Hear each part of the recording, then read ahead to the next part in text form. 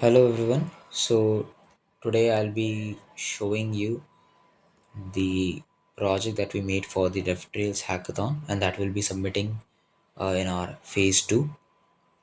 So our uh, project's name is EquiScale, and it's a weekly income insurance model come project for gig workers.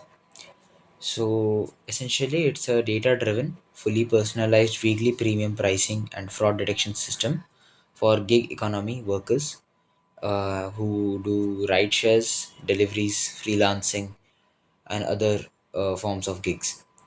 And it's built for the Guide by DevTrails Hackathon 2026. So, how to set it up? Uh, right now, we have created a Streamlit frontend for our project. Web dev is underway, and first we need to run the engine, pricing engine first. And to do that, we'll be navigating from the root repository into the pricing engine directory, and there we will create a virtual environment which is recommended but not mandatory. And then after that we'll activate the virtual environment, and then depending on Windows, we'll use VNV scripts activate. Otherwise, if you are on Linux or Mac, then we'll be using source to activate the uh, pricing engines in the server. And then we'll also be installing the dependencies. The dependencies for the pricing engine is listed in requirements.txt, which is present in the same folder. And then we'll uh, again change directory into the pricing engine folder, and then we'll do the uvicon api app reload, and then the api will be hosted at the port 8000. And more so, its docs will also be present at the same port slash docs. Now for the Streamlit dashboard, we'll be opening another terminal, and then we'll be navigating to the root folder and then into the Streamlit directory. And then we'll again initialize our virtual environment and source it, and then install all the necessities that are present in the requirements.txt. And then the Streamlit API, the Streamlit app will be hosted at port 8501. So now that the setup is done, we'll give you an overview. So this is how the front end would look like, the Streamlit front end. It will, if the engine is not running, it will show an indicator that the API is offline and not running. Right now, we have the engine running in this left terminal and the Streamlit app running on the right terminal. So that's not an issue. But if the pricing engine was not running, then we would not be seeing this message here, or it would be showing an error message. These are the parameters that we can input.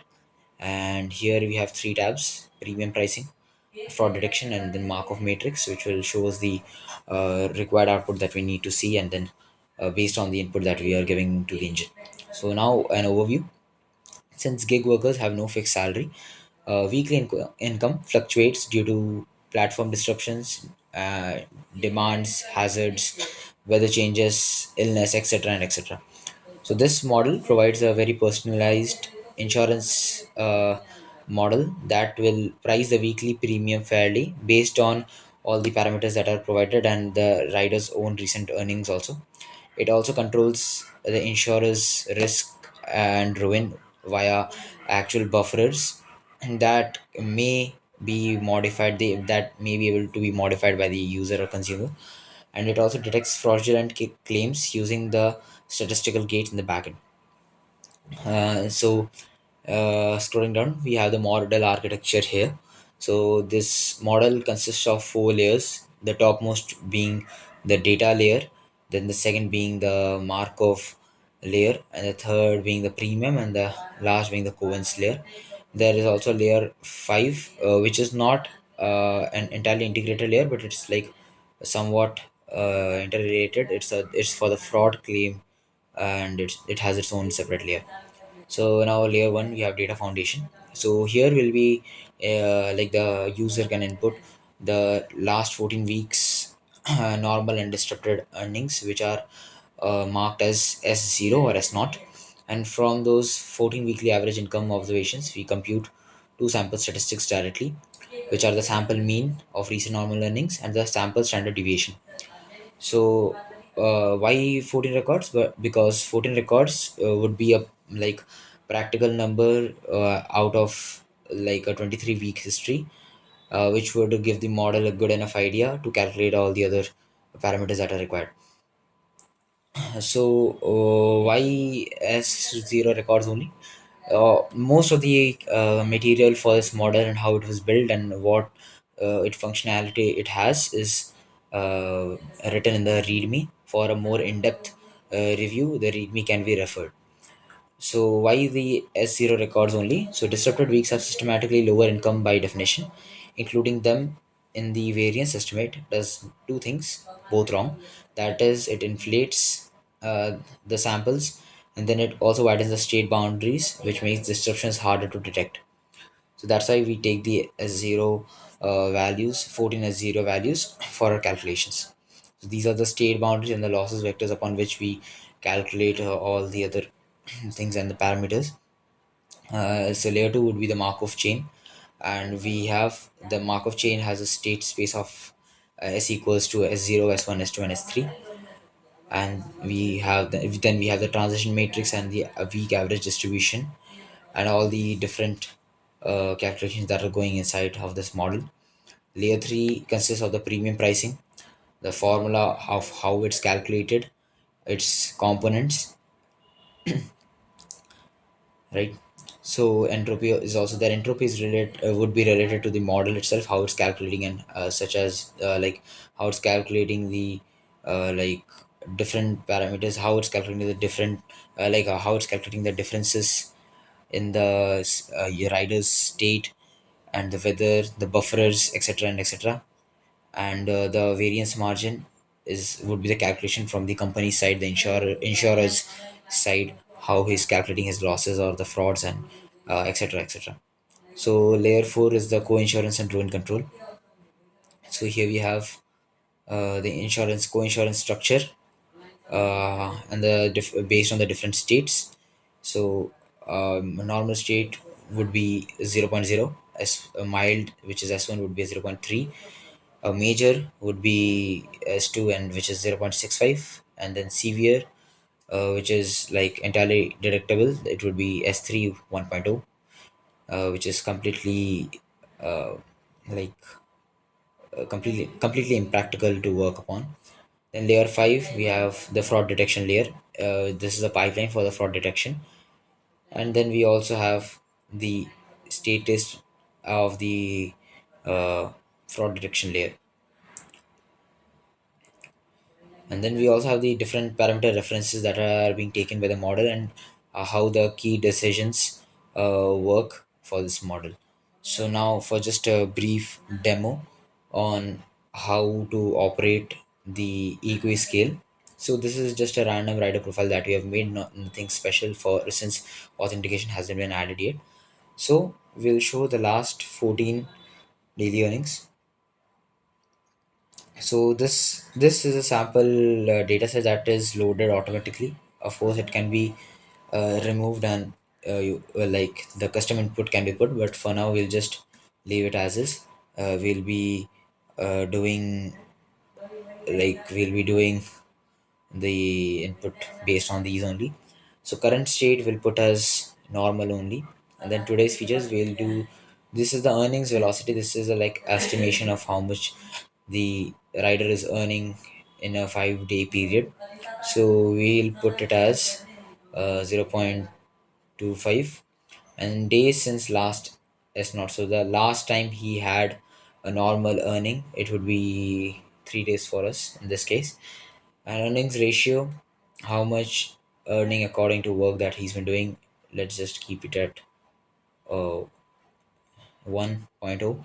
Active hours today, present days active hours that he's worked, we'll put it as 9.5.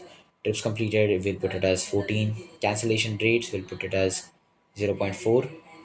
Day of the week, depending on the day of the week and if it's a public holiday or not, there are various buffers that act in the backend that determine different calculations and different outputs. So we'll put Saturday, we'll put Tuesday as a public holiday. Then we'll also put the weather severity, 0 point being a very good weather, very pleasant weather to work with, and 1.0 being harshest weather, having floods and droughts and everything, to completely impractical to work in that weather. We'll put it as 0.4. These are different model parameters. These are operation costs, working days per week. We'll put it as 7. Then the variance confidence. Then the entropy. The entropy is related to the model. Variance is related to the insurer. We'll leave it for the default. Definitely, they can be changed and the outputs can be modified. So here we have the fraud detection, Markov matrix and all, but to generate the Markov matrix for our model, we need to first calculate the premium that the rider will be getting. So here it says configure rider inputs. We have configured and then we'll be calculating the premium. So here we have the pure premium. This is 69.88. The pure premium that we have. Entropy load is how much the model is calculating as a loss. Variance margin from the insurer side and operation costs would be 50. So this is the weekly premium, and this is the rider's baseline. So at a zero state, which is the normal state, the average state distribution is 0.705.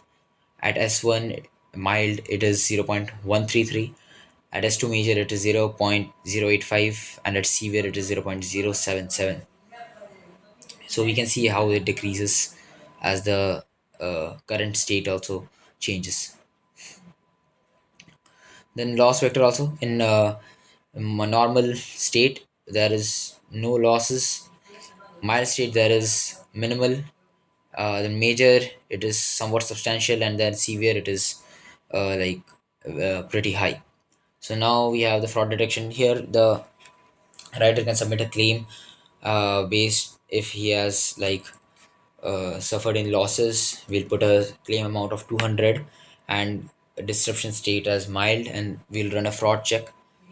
Here we can see overall flag. So this is a decision matrix that calculates based on different flags and the amounts and the parameters that the user will input, and it states if the amount is plausible or implausible, and if suspicions of the amount also, right here.